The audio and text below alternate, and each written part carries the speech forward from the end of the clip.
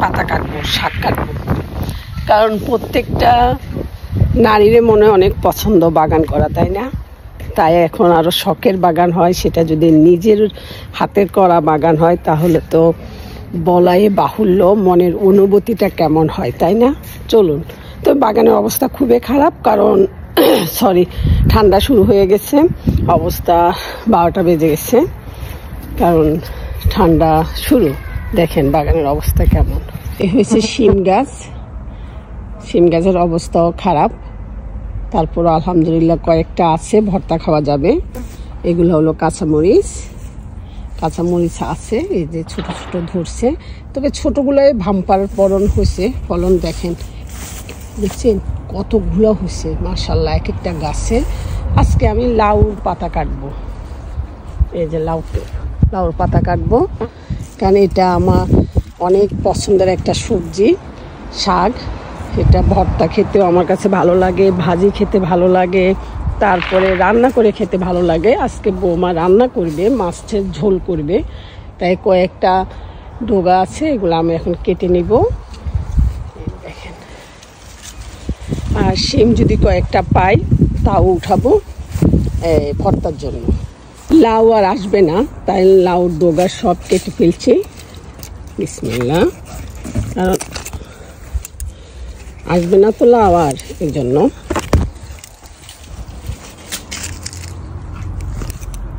এই যে দেখেন, এটা এখান থেকে কাটবো, এটা হচ্ছে ফুরাটা, না এখানে একটু কাটে। যে দেখেন, আমার না অনেক পছন্দ বাগান করা। বাংলাদেশে আমার একটা ছাদ বাগান আছে, অনেক মিস করি বাগানটাকে অনেক, যেটা বলার মতো না। আপনাদের কার কার বাগান করার শখ আমাকে লেখেন, আমার মনে হয় সবাই, তাই না? তো আমাদের এখানে বাগান করতে সময় দেওয়া লাগে, সবাই চাকরি করে তো, এই জন্য সবাই কাজের থেকে এসে বাগান করতে হয়। তারপরেও সবাই করে, যারা একটু জায়গা আছে সবাই করে। আজকে আরেকটা জিনিস উঠাবো, পুদিনা পাতা, বুঝছেন, প্রচুর পুদিনা পাতা আছে, পুদিনা পাতা উঠাবো গাছের। এই যে দেখছেন পুদিনা পাতা উঠাবো কয়েকটা। আজকে পুদিনা পাতার চাটনিও করব, ভর্তা, কাঁচা পেঁয়াজ, তারপর শুকনা মরিচ, তারপরে সাথে একটা মাছ বা আলু, মাছ ভাজি বা আলু, যেটাই দেন অনেক মজা। এটা অন্তত আপনারা মাঝে মাঝে খেতে চেষ্টা করবেন, এগুলা অনেক ঔষধি গুণ আছে, আমার অনেক পছন্দ। কিন্তু প্রত্যেকদিন খেলে এগুলো ভালো লাগে না। ধরেন মাসে 2বার খেলেন বা 1বার খেলেন, তাহলে মানে ভালো, শরীরের জন্য অনেক ভালো। আজকে সকালটা অনেক সুন্দর, অনেক ভালো লাগছে, একটা ফ্রেশ ভাব, কারণ নিজের হাতে সবজি কাটতে আসলাম, তারপরে পুদিনা পাতা উঠাচ্ছি, এগুলা খাবো। একটা জিনিস কি জানেন, এই পাতাগুলো আমাদের থানকুনির মতন, আদামনির মতন, কিন্তু এটা আদামনি না, এই যে অনেক, এটা আদামনি না।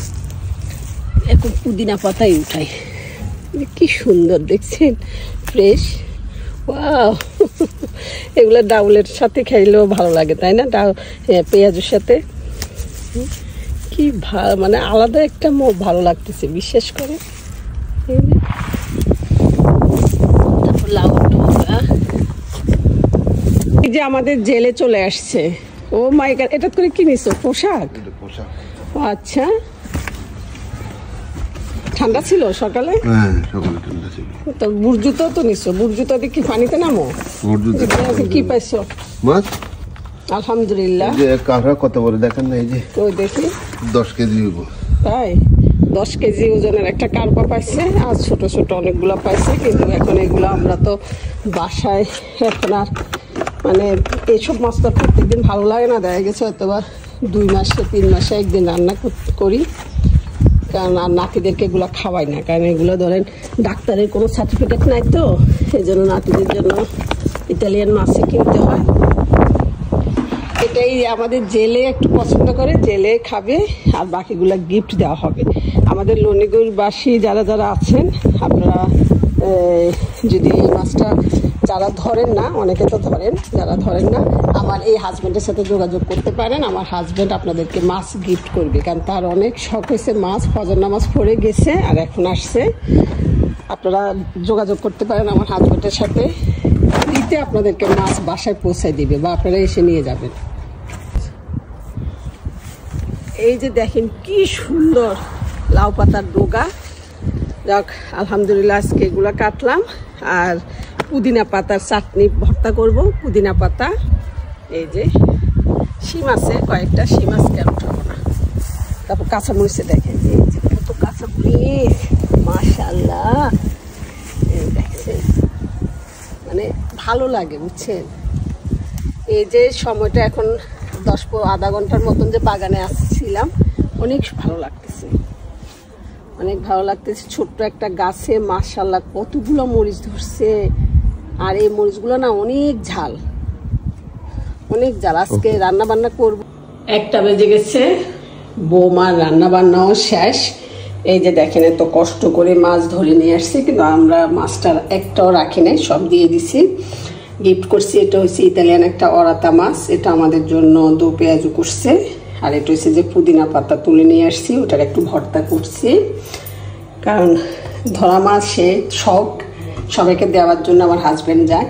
আর এই যে অরাতা মাছের লেজ আর মাথা দিয়ে লাউর শাক, বুঝছেন, আমি কেটে কুটে দিচ্ছি আর বৌমা রান্না করে ফেলছে। কারণ রান্না বান্না বৌমারাই করে, ওই বাসায় থাকলেও বড় বৌমা করে, এখানে ছোট বৌমা করে। আমি শুধু শাক হইলে একটু কাটি দিই বা তরকারি কাটি দিই।